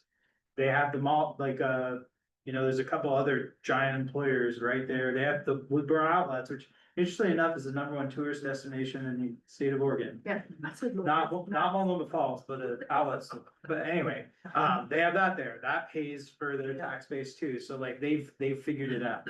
Well, we And it's can't move because to they I-5. brought, Well- they brought industry through them, so. To that point is we just need a couple pieces of the pie to Mhm. trickle down. We have to sell here. 99. And so one of the things that we did, so I'm gonna give a shout out to my peer Scott Derrickson. Scott Derrickson is the city manager for Woodburn. Some of you may have met him. He is absolutely incredible. He went there and Woodburn was not much. And he's been there a long time. And he put this in, he helped put this in place, right? He helped the council to take a look at what we can do, what our assets are and how to move forward. And Scott is one of the people that I went to when I was looking at independence and I said, hey, you did this, I think independence can do, how do you do this, right? And I keep talking to this guy, because he's a rock star, right? It's long-term planning for the future. I got a harebrained scheme. Is there a possibility, because I know there are cities that have economic development departments with actual people, actual staffs. In your relationships with other city managers, is there a possibility that we can have some rotational assignments? Like Bring them share their staff to, to kind of combine heads with Sean and, maybe there's something that we can learn from that. And maybe if it take a little bit of the load off of Sean, so you can concentrate on one thing rather than 70 things. Or to that point, the cost, right? Yeah, the cost would be borne by the other city manager, not by us. Well, I mean, I yes, think all I of realize the it's a big ask. development people are in high demand right now. yeah, So yes, I think there's a way, and I know that Sean is very connected with all the other development people. yes, So I think some of that is already done sort of organically. informally, I know they're always kind of picking each other's brains about what are you doing, what's working, what hasn't, and lessons learned. So there's a lot of, especially in the rural communities, there's a really strong connection between people. And I know even through like the GROW program, those communities, I know we meet monthly, of just like, hey, what are you doing in your I community? think of the visual though, the visual that might give the community is saying, hey, Woodburn or somebody's coming to share their knowledge with us for X weeks or whatever. Sure, Maybe yeah, maybe that can help, I think calm part some of, fears. I think part of the problem is, and I think Counselor Source noted it, there's no one better than Sean. Sean is the. He is the one. I think it's just one guy, Kenna, it's just one guy. I get that. And, I mean, we really need 24/7 talking to businesses. And he can't do that. He's not in the wetlands. He's working those complex They issues. design a shocking. We train an LLM, right, AI to make it. But I would say that there are other organizations working closely with Sean in the community. I mean, in the idea of Indie Commons, Each Segura. Sedcor that are doing some of that work. I think we're just not publicizing it, like, Yeah. and to be fair, I think sometimes the community, some people care and some people don't. So it's finding that right mix of how do we communicate that and who's listening and maybe, I think it's great to try. I think we should, we should be telling some of these I stories. don't think, I totally get that, and that's a very important part of what Sean does, but, if you have a rotational assignment, you're invested in the city you're rotating to. When he's at a conference and he's talking to his peers, yeah, they share ideas, they share contacts, they share, stuff, that's great. but how invested is another city in helping independence? I mean, they're just sharing stuff with Sean. They're not really thinking about how to make independence grow. You know, So I think it depends on the, to, it's personality dependent, I'm Can I- sure. can I pivot around your point Yes. and ask a question that might get to the root of the problem? What is Evans and the economic development process's greatest constraint and or choke point? Where do you have the most constraint on resources in that whole process? And I mean, it doesn't have to be So off the cuff answer, but I think that honestly, I think the mayor hit it right there on the head. It's the state. I'm sorry, I've been, I- but it's, there are many businesses that are not expanding and that will come here because of some of the state decisions made. But so we're working with Secor to try and tap those that are expanding. But that is the real problem. There are this many businesses. This many of us need them, yeah, and there aren't that many new ones coming in. right. And it's kind of a thing where you don't want to steal paralysis business. So one of the things, We're being yeah, recorded. I'm cool. Steph. We'll talk after the 10. I'll represent Corvallis. So a couple things. One is I think you're gonna hear more and more from the state. How do we fix that? Yeah. You're already hearing it. Sure. You know, some of the meetings I've had. The governing party has realized that they've kind of left that part of the discussion behind years ago. And growth has been good enough where they haven't had to worry about it, right? And now they do. So I think there's a realization that might, if we're ready for it, make us really competitive. But point two is, one of the things I learned at a grow meeting was Oregon is actually the #1 place to start businesses. It's also the #1 place where businesses leave. Yeah. So there are things in the code that actually make it an attractive place to start a business. And we should think about, how do we replicate some of the things that make Oregon an attractive place to start a business? And then try to work with the state to remove the things that make them leave. But one of the things that I have a lot of hope in is I was reading the Sedcor magazine, and there are Sedcor folks that are on the governor's economic development task force. So I think it's really important that we communicate to those folks who are on that task force ideas we have or things we're hearing, so that they're aware of who it is. And I think it's Eric. I think Eric's on that task force. I think you're correct. And so like, that's just a note for us that maybe if we hear things, we should be just through the mayor probably, because the mayor probably has the best direct relationship.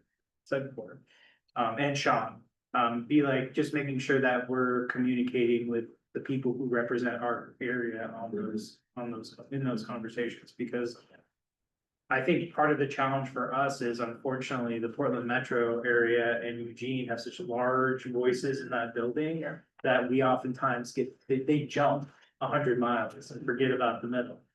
So. 100%. So I think that's our main lockdown, from the local level. Again, I'm gonna, Counselor Source is kind of pegged in. We are not ready. We don't have the infrastructure in place. We don't have the wetland thing fixed. We don't have the roads fixed, right? And that's what we're working on now. That's the logjam. Because one of them, we didn't have the infrastructure. And so that's why we're really focusing on the infrastructure side. Because that's a logjam. We need to, as Councilor Sorb said, we need to be ready.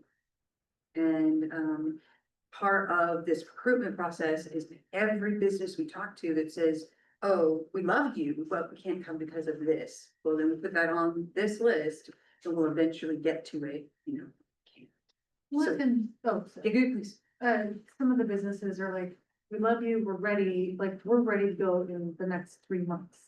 And we're kind of like, well, it's gonna take us 8 months to get this figured out or something, so as much as people sometimes, don't like the term shovel ready. it's important to, and that's kind of what Yes. happened with some of this down here with the hotel. It's like, if you come and you're like, we have a shovel-ready lot, you can, I mean, it's almost like the difference between you're ready to buy a house and move into a house and you're like, well, but it's gonna be ready 6 months from now. It's like, it's gonna have to be my dream home to wait that long versus I'm gonna go for this other option that's like ready to go now. So I think that's one consideration. And then I do think where we have an advantage is that Evan's right, we have a really strong startup kind of entrepreneurship mindset. And, but companies get to a certain growth. And then they're like, for me to make it and to scale how I need to scale, I have to leave the state. And so we find the companies that are growing and stable, but not with the intention for whatever reason that they have of like, we still want to stay kind of small scale. Or we're comfortable at this size, that's our goal. That's a great fit for us, but talk to most business owners and they're like, if I have an opportunity to scale and get bigger, I might take it. So it's a little bit tricky right now, but I think we're getting better about promoting, here's who we are, here's our ideal fit. So that when those people are here and ready, we can pull that lever. And we're talking at all levels, right? So Sean and I work as a team. He has a skill set, I have a skill set. We work at all those levels. Gerald has a skill set that is, hush up. I didn't say anything. I heard your brain. We heard your eyebrows. Uh-huh. Oh, So Gerald has a skill set and he plays a part of that, right? So we talk about Sean a lot. But it's my entire management team, even this guy here, right? He talks to people and he has a skill set. When I call and say, we have to present next week, I need this data. I get it. I get the data. So we're working at all levels. We're working federal, state, local, at all levels to bring these different businesses in.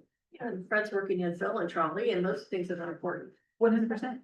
I can't tell you how many businesses we talked to that were like, that one is so cute. Right? Yeah, it's not gonna sell them, but it's a piece. Also, when people are moving their companies here, they're recognizing that they have to move families here. And so they are typically looking at the school systems and is there other places to eat or the visit, what's the infrastructure, what's the community livability about? So I mean, we are well positioned Correct, in that. correct. Well, this kind of ties into one of my concerns. So I know somebody here in town who makes $18 an hour. And if you go to apartments.com and search, there's not a single apartment in town that will, and not even studio. Yep. So any business that gets attracted here is going to have to pay a higher wage. Yep. And in terms of like what the community offers, it's like, well, that's kind of limiting our pool. So I don't know exactly what my question was with this, but do we have any kind of plan to address that? Or what types of businesses we're looking to attract to town? Because, you mentioned we don't necessarily have the infrastructure shovel ready for certain types of industry, but are we focusing on industries that would fit in our existing infrastructure? Or, We do, so we're focusing on, there's a wide number that could potentially fit. So we're focusing on those that can afford to Okay. build the infrastructure for themselves. Right, so we know one particular place has to have water and sewer built to it. We can't afford to do that. So for that, we're focusing on businesses that can build it themselves, they can afford to. Okay. Our perfect business, which is the same for every city, our perfect business is one that will build the infrastructure. Create a large working force, like Councilor Core said, starts at the beginning worker, the starter worker, all the way up to the highest paying. So we look at the gamut depending on which location we're looking at, because different locations have different rules, right? We do look at a lot of industrial though. Because they usually have the money to build the infrastructure and they usually have the higher paying jobs. And they pay 100% of property taxes, as opposed to residential, which is 35 to 40%. gotcha. We probably beat this dead horse. Yeah. But on a different note, a pivot, before Counselor Source became a counselor, he and I talked about relooking the inclusivity resolution. The inclusivity resolution, it went into place before I came on council, so at least almost 8 years ago. And we wanted to look at it because it was written from, I think, because I think Sean drafted it. I think it was written from a business perspective to make sure that businesses see that we're a welcoming community and whatnot. But we wanted to take a look at it. It doesn't have anything to do with the budget committee, but we wanted to take a look at it and just make sure that maybe it might need some updating. We want to make sure that it says what we want to say about independence. Not just to businesses, but to residents as well. So at some point in time, right, Evan? You're hiding behind that pole. We did have this conversation, I swear. So No, I you're know, I like, hear "What you. are It's you been a long talking day. about?" I'm tracking. Yeah, if Monmouth did theirs first and then we followed suit, and I think it was from a business angle that we did it, but, I think it happened after the situation with the swastika crosswalk. yes, yes, it did. I wasn't on council at the time it happened, but, or put in place, but I just thought, take a look at it, if we're looking at these kinds of things. We're saying the right things. So what else? I mean, I know we're getting a little short on time. Are there other things that you all need from staff for the next meeting to be able to continue the dialogue? I would like to see, because it feels like as a culmination kind of summary of what we've talked about so far tonight, is that the general fund is in need of a bridge to get us to the long-term expansion that the rest of the staff and city seems to be putting in place. So we have long-term potential opportunity, very, lack of a short-term bridge to get us there. So I guess maybe like how much of a bridge do we really need to get us to the point where we'd potentially take advantage of those opportunities that the rest of the staff is currently laying the groundwork for? So are we talking about, I mean, because I've heard everything from 6 months to 5 years. So like, what's a good round number that we could work with? And the budget committee were like, okay, we need short-term solutions for this time period, because by the time we get to the end of it, knock on wood, all the rest of the highway that's being built in front of us will be able to get to. Look, and we can work on that. This group has an urgent need for fiscal year 26, 27 But again, for the general fund. And I mean, I think committee member Seiler said it, we only have a certain number of levers.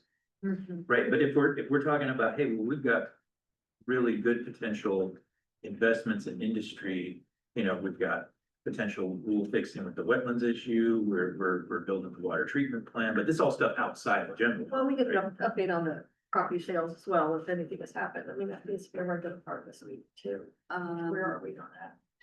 Kind of stuff. And we know that we have an issue with the next fiscal year, but what I'm saying is, when we get to the next after that, like, well, okay, we'll have another urgent, we'll have another, we could create a solution potentially that could bridge it one time. We wouldn't have to do the piecemeal of every year. Just say, for whatever the solution is, maybe it's an ugly one that we don't like, but if we say, hey, to the community, we're doing this to get us to this point in the timeline, because look at all the rest of the stuff that we've got going, which we haven't done any communication on, by the way. All that stuff you just told us, that's amazing. First time I've heard of it, right? So if we can at least express to the community, look at this amazing long-term plan we have, we need a bridge to get us there. Otherwise, we sink. Watch council meetings, we hear it. Yeah, so we do talk about it. Part of the reason we don't talk about all of it is because so much is in the works. And we have found historically that if we talk about things that are in the works that don't come to fruition, we Right. get attacked. Right. Right. And I have to tell you, staff and I are just done being attacked. Yeah, We are done. And it's putting a damper on what we are feeling comfortable sharing. that's fair. That's fair. Pete, are you still doing your town halls? I'm gonna do one before the end of the year. I think it's gonna be tomorrow. So I think that's a great venue. She gets a lot of Yeah. information out to people, and I think it's maybe the same group of people, or at least subsets of the same group, but it's getting out there. We can have it, yeah. It's a little bit- So we wait until something is pretty solid and then we share it. Thank you for that. I would just rather do one solution rather than 5 of them Yeah. one after another. The reality is, again, when you go back to the community member Siler. I mean, we could put a fee in that is huge. You guys through the next few years, so what would that number be, Rob? I mean, that's a tough, really impossible solution, but. But if we're putting all levers on the table. Right. I'm sorry, Council. No, it's all right. I mean, the mayor kind of mentioned it, but I think we need to do a couple more listening sessions.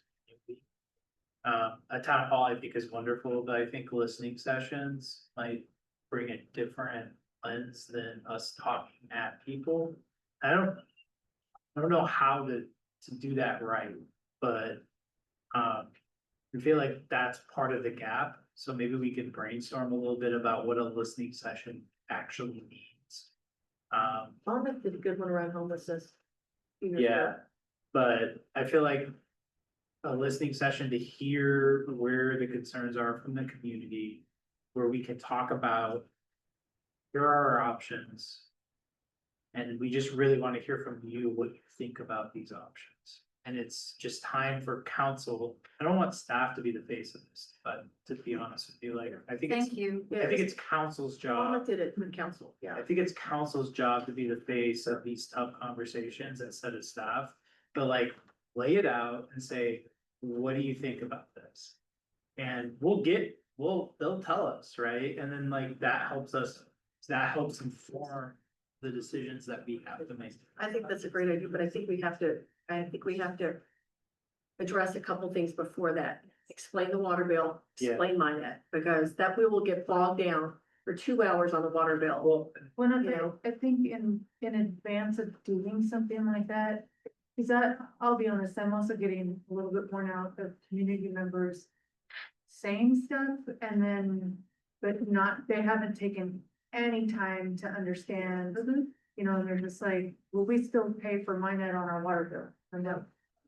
yeah. So. That's because people are saying that over and over. and I know, over but I'm wondering, because Nathan, kind of to your point, it's like, oh my gosh, there's all this good stuff and didn't human can do, there's all this good stuff that the community doesn't hear about. Could we almost do an economic report? And maybe it could be tied, if we get that grant to do that economic impact report. Yeah, There's a way to summarize that, send it out to the community and basically like, please, please, please, please read this prior to coming to this meeting. And maybe 10% of the people will, but at least if But nothing not on else, big sticky boards at the meeting. yeah, there's it's something where it's just like, Instagram reels. Yeah.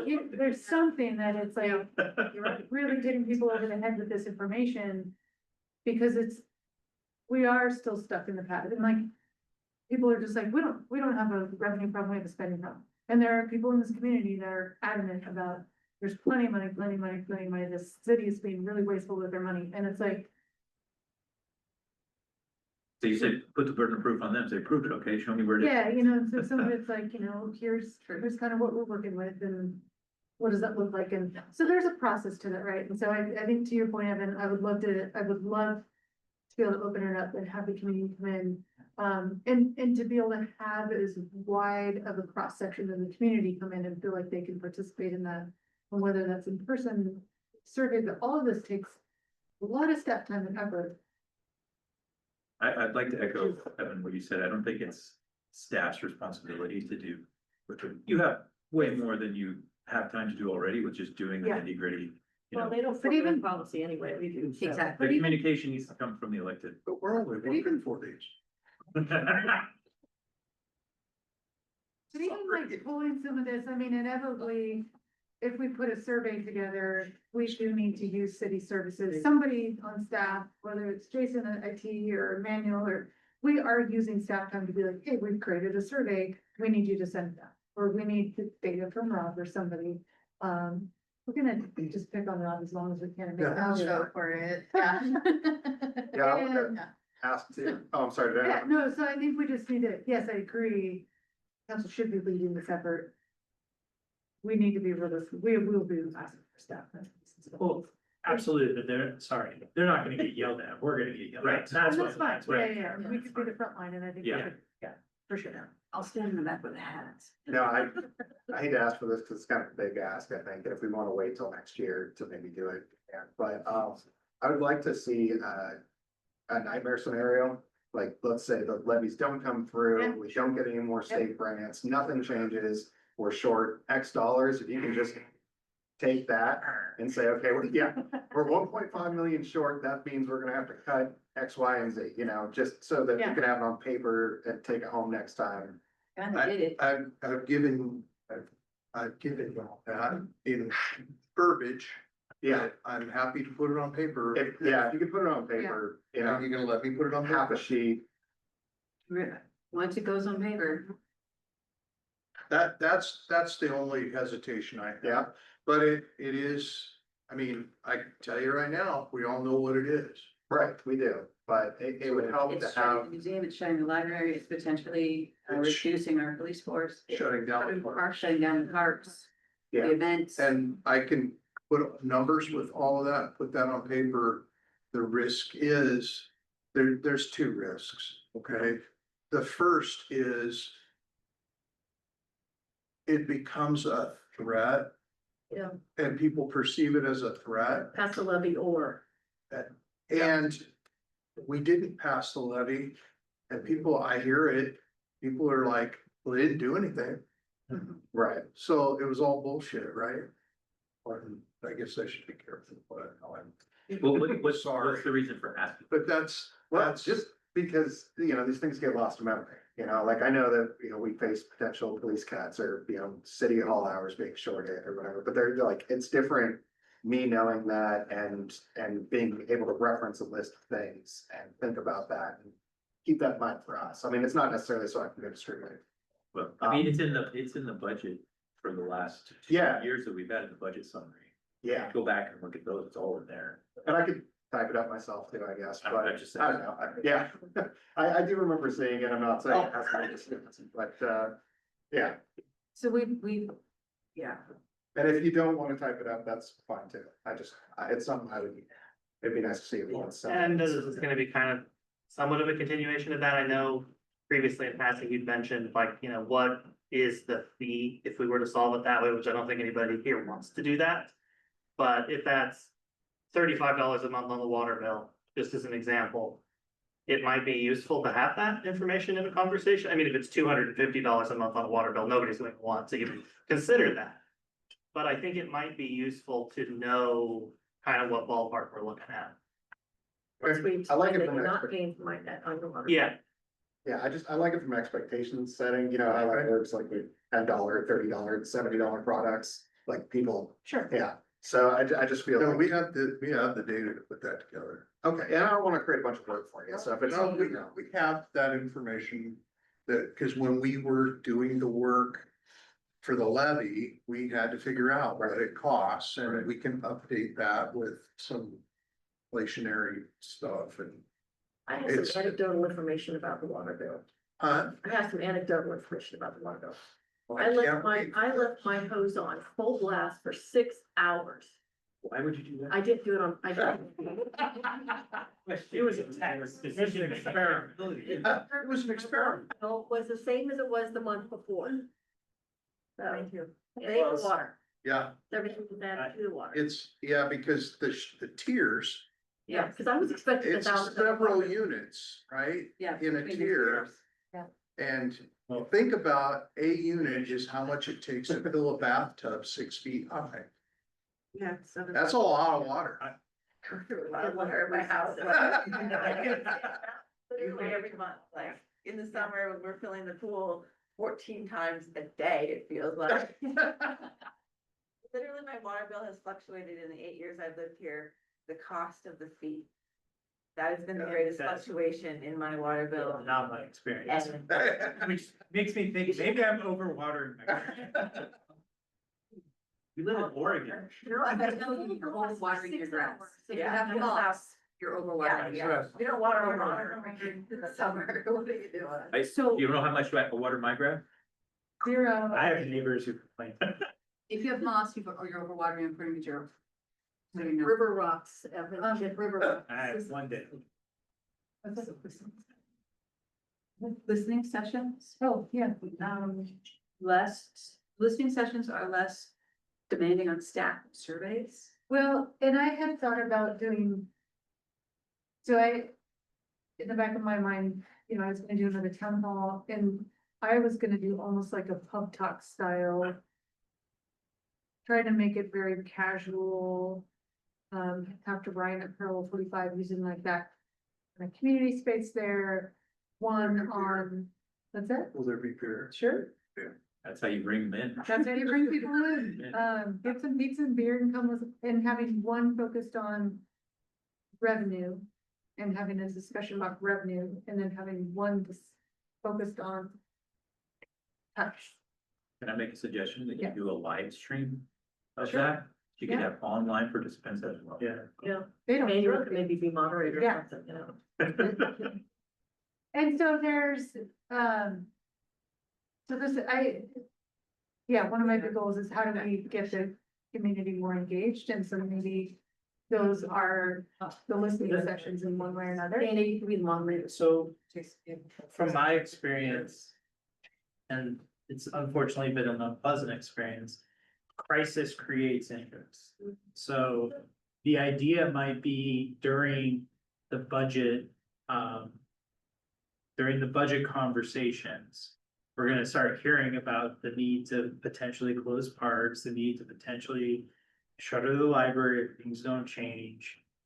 Maybe the idea is in the middle of those conversations, like, I know that we meet a lot during that time, but then we have a couple of listening sessions outside of the budget committee. That then gives people the opportunity to say, hey, don't close my parks.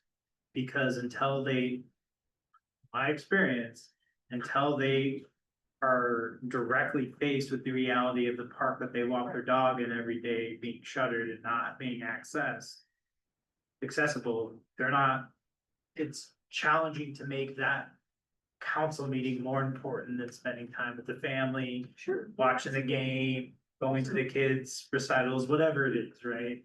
And so maybe that's the best time for us to do that. And we could do you like listening, like town halls and other things like Well, I around was that. gonna do those early in the year, like January, February, But get people hopefully to, like, you need to be thinking about this.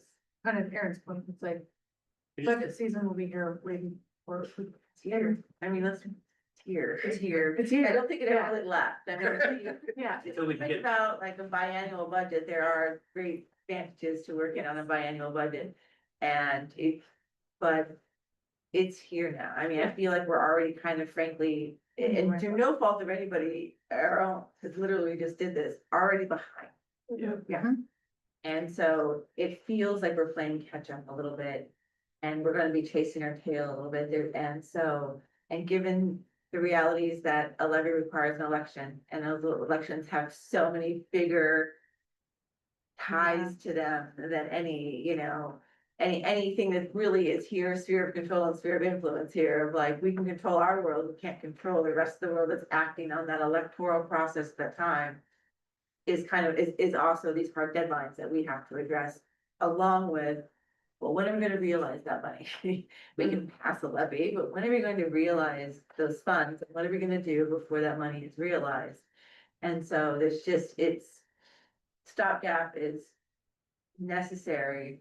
Loans are scary, cost of money is high, and then to your point, it feels very much like we're gonna end up in like that consumer loan space of constantly going back for that payday loan to get us through the next payday loan, and that's a revolving door I don't think we wanna get a part of. To Evan's point about crisis, my experience with the legislators in particular, they don't care until it actually affects them. No pun, anybody who's listening out there, it's just true. Yeah. Like it's that idea, they appreciate it, they support it, but until like it's either a direct impact on their lives or somebody comes to them in their district and it's like, this just happened, that just dawns on them. Oh, this problem we've been talking about that I didn't think was mine is actually mine.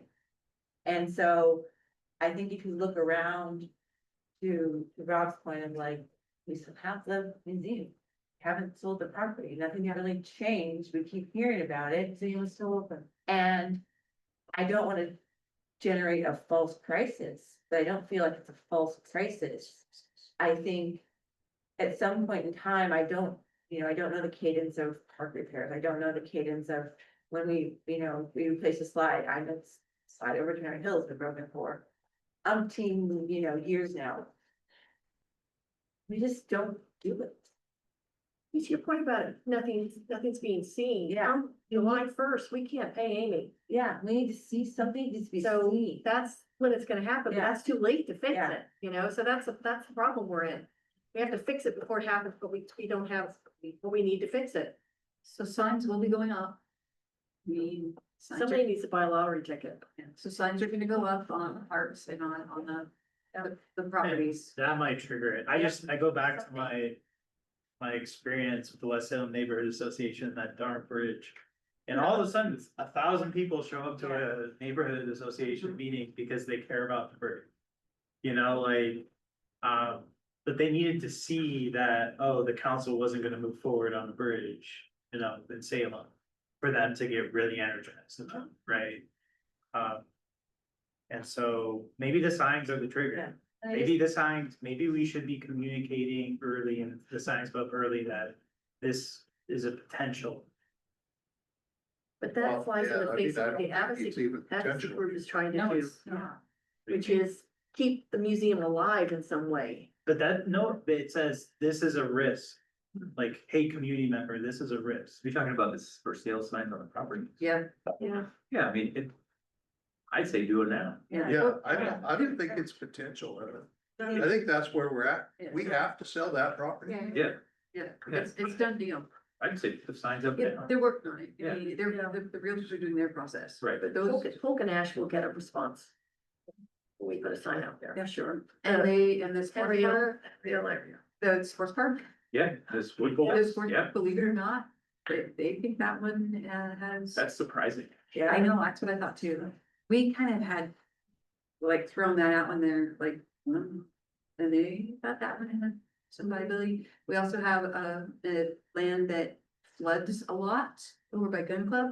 We kind of thrown that one out there thinking, well, we don't use it. That could potentially The go. house across the street is on stilts. Well, and I guess the way it's designed, there's a spot where you could build and you just have this big old landscaped area that floods every so often. Pretty sure I once canoed on her. Yeah. On it flood.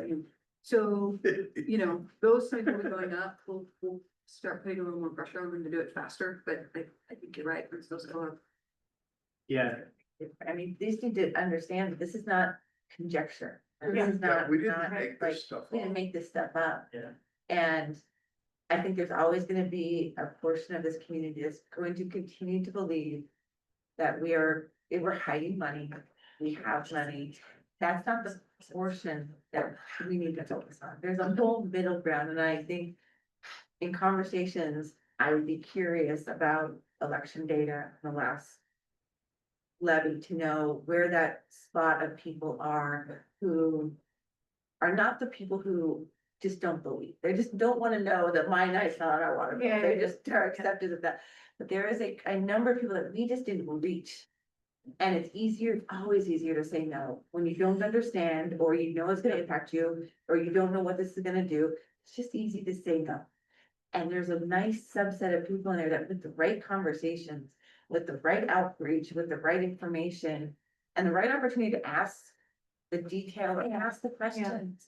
Like, do it in May. And like we have, like, they're there. We just need to find them and have those conversations. And I think it starts with, it's listening sessions, it's town halls.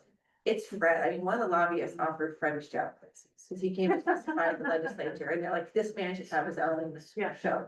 He's awesome. I mean, we could make a whole YouTube thing. Like, Well, he's got his own channel. I'm very serious. Like, you just keep saying, like, we should pay him to be and lobby everything. So there's people out there, we just gotta figure out how we reach them. And it's not always gonna be the mayor. Cause you're gonna be the face of the government. We don't want that. It's gotta be Dana. Yep. It's gotta be. Thank you, Dana. I mean, I just say, I guess that's why I'm here. all due respect, Dana, you came in a contrarian. Mhm.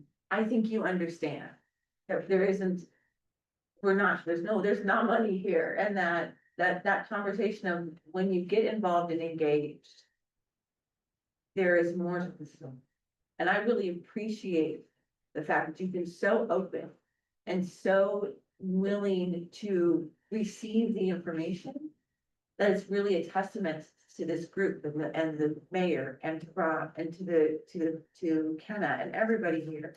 And I think that you're a great example of, it doesn't mean, I think you probably still have, doesn't mean you got rid of any of the beliefs you came in. I just think you're open to the idea of possibility. And that it creates opportunity for conversation and it creates opportunity for progress. And I just think hearing you speak to your peers who may be equally contrarian, but open to the idea that when their prayer comes on and says, hey, they're broke. You know, it'll land different than if I do, or if, you know, the mayor does, or. Yeah, across as a contrarian when I first came here. I mean, I'm critical. I'm definitely critical, yeah. but That's why I you're don't, I try my best to not just say no to anything for the sake of saying no. You know, but yeah, when you look at the numbers and you look at the data, like, it's pretty clear. Like, so you need healthy skepticism. Healthy skepticism is what allows for constant questions to be asked, and it's the ability to receive that information when it's presented and not stay in that skepticism. That is really like, really a value that. Yeah. Somebody here said I had trust issues once, and I think that's fit, I do, but yeah. Okay. For 2 hours. Okay, yeah. Good to go. Are there- okay, I can wait for Is there, are there any, is there any other information that you need from the finance team or I for the next meeting? Knowing that Mayor Kate and I are working on a ad hoc committee task force, whatever, for November. Knowing that the signs are gonna go up. Knowing that I'll be talking to different PR firms. All between now, December. Is there anything else you need from us? Did you say the signs are gonna go up before December? So- Well, yeah, well before December. Okay, cool. Yeah, soon. I'll push on them a bit more. But yeah, they're engaged, we've run all the numbers, we've got them on contract, all the things. There's, I don't know. Well, I guess they signs it. Big obnoxious signs. Try and neon huge signs and then try to get us tickets. So anything else, please? Can you make sure that when they do go up, that manual has some kind of press release around why? So that we're not allowing certain people to fill the absence of real information or fake information? It'll happen. Correct, but we can easily point Good to a try. press release. If there is no press release, then Sure. there's nothing. We'll do. Thank you. You may do a video, but. Video, press release, whatever, that either one. All right. Thank Thank you very much. Yep, thanks, everybody. Thank you for letting me talk about